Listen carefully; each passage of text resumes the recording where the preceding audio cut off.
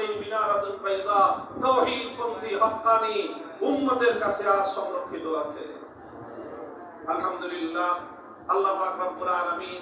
মুসলমানদেরকে এক এবং নেক করে দিন।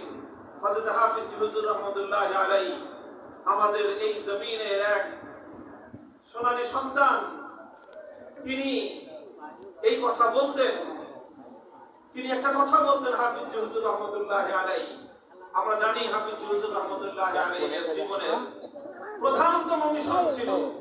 অন্যতম তার লক্ষ্য ছিল জীবনের বাংলাদেশের প্রতিটি গ্রামে গ্রামে একটি করে হলেও অন্তত কোরআনের বক্তব্য কায়েম করা। আর তিনি বলতেন, এই যে কোরআনের বক্তব্যগুলো, এগুলোকে দেখতে ভাঙা গুলি ঘরের মতো দেখা যেতে পারে, এগুলোর অবকাঠামো খুব দুর্বল হতে পারে,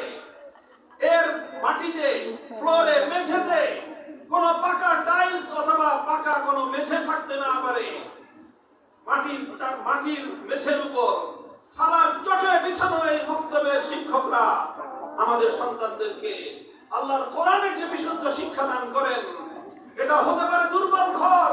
এই মক্তবগুলো হতে পারে সামান্য একটা টিনের ঘর, ছনের ছাপড়া ঘর, কিন্তু এই গল্প করলে মা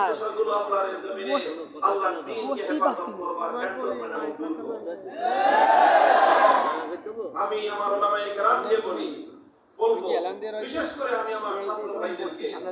লক্ষ্য করে কওমি মাদ্রাসার সন্তানদেরকে, আমি আমার ভাইদেরকে, আমাদের অতীত প্রজন্মের, আমাদের পূর্বসূরি, আমাদের আকাবের এবং আমাদের মুরব্বীদের যে আমানত আমরা পক্ষে ধারণ করে আছি, আমরা আমাদের পরবর্তী প্রজন্মের কাছে সেই আমানত পৌঁছে দিচ্ছি।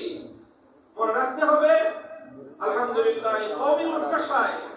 আমরা যারা এসেছি, এখানে এই মাদ্রাসা শিক্ষায় শিক্ষিত হওয়ার পিছনে আমাদের একটাই লক্ষ্য, আমরা দুনিয়াকে, দুনিয়ার ভোগ বিলাসিতাকে, দুনিয়ার চাওয়া পাওয়াকে আমরা ত্যাগ করেই কওমি মাদ্রাসায় আমরা অন্তর্ভুক্ত হই। আমরা যখন কওমি মাদ্রাসায় অন্তর্ভুক্ত হই, তখন আমরা নিজেরা স্বেচ্ছায় সিদ্ধান্ত গ্রহণ করি যে আমার এই জীবন এবং আমার এই যৌবন এবং আমার যে ভবিষ্যৎ, সেটা আমার দুনিয়া উপার্জনের জন্য নয়, দুনিয়ার ভোগ বিলাসিতার জন্য নয়, দুনিয়ার পদ পদবীর জন্য নয়, দুনিয়ার চাকরি বাকরি আর অর্থ উপার্জনের জন্য নয়, আমার জীবন উৎসর্গিত হবে আল্লাহর জন্য এবং আল্লাহর দ্বীনের জন্য।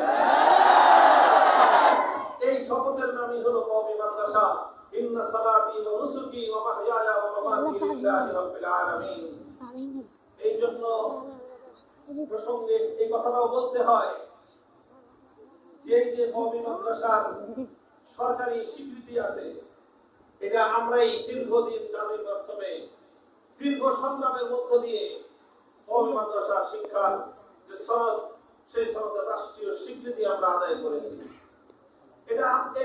এই রাষ্ট্রীয় স্বীকৃতি আদায়ের আন্দোলনে, এই সংগ্রামে আলহামদুলিল্লাহ ব্যক্তিগতভাবে আমি এবং আমার বাবা শাইখুল হাদিস আল্লামা আজিজুল হক